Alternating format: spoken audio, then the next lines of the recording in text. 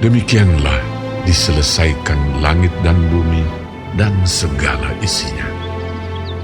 Ketika Allah pada hari ketujuh telah menyelesaikan pekerjaan yang dibuatnya itu, berhentilah ia pada hari ketujuh dari segala pekerjaan yang telah dibuatnya itu. Lalu Allah memberkati hari ketujuh itu dan menguduskannya, karena pada hari itulah ia berhenti dari segala pekerjaan penciptaan yang telah dibuatnya itu. Demikianlah riwayat langit dan bumi pada waktu diciptakan. Ketika Tuhan Allah menjadikan bumi dan langit, belum ada semak apapun di bumi, belum timbul tumbuh-tumbuhan apapun di padang, sebab Tuhan Allah belum menurunkan hujan ke bumi, dan belum ada orang untuk mengusahakan tanah itu. Tetapi ada kabut naik ke atas dari bumi dan membasahi seluruh permukaan bumi itu. Ketika itulah Tuhan Allah membentuk manusia itu dari debu tanah dan menghembuskan nafas hidup ke dalam hidungnya. Demikianlah manusia itu menjadi makhluk yang hidup. Selanjutnya, Tuhan Allah membuat taman di Eden, di sebelah timur. Disitulah ditempatkannya manusia yang dibentuknya itu. Lalu Tuhan Allah menumbuhkan berbagai-bagai pohon dari bumi, yang menarik dan yang baik untuk dimakan buahnya. Dan pohon kehidupan di tengah-tengah taman itu, serta pohon pengetahuan tentang yang baik dan yang jahat. Ada suatu sungai mengalir dari Eden untuk membasahi taman itu. Dan dari situ, sungai itu terbagi menjadi 4 cabang. Yang pertama, namanya Pison, yakni yang mengalir mengelilingi seluruh tanah Hawila, tempat emas ada. Dan emas dari negeri itu baik. Di sana ada damar bedola dan batu krisopras. Nama sungai yang kedua ialah Gihon, yakni yang mengalir mengelilingi seluruh tanah Kush.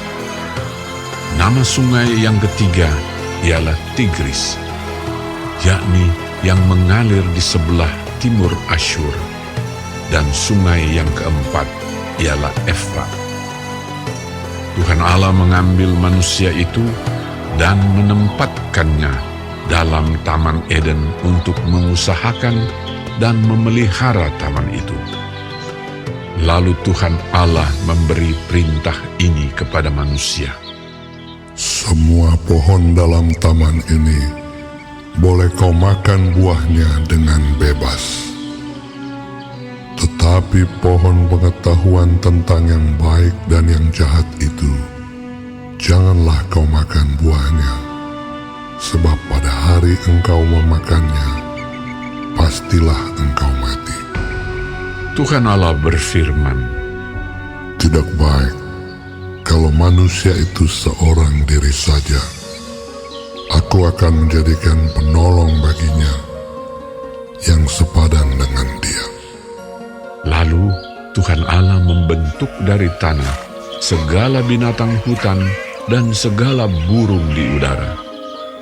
Dibawanyalah semuanya kepada manusia itu untuk melihat bagaimana ia menamainya. Dan seperti nama yang diberikan manusia itu kepada tiap-tiap makhluk yang hidup, demikianlah nanti nama makhluk itu.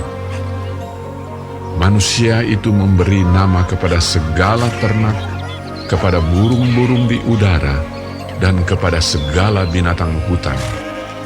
Tetapi baginya sendiri, ia tidak menjumpai penolong yang sepadan dengan dia. Lalu Tuhan Allah membuat manusia itu tidur nyenyak.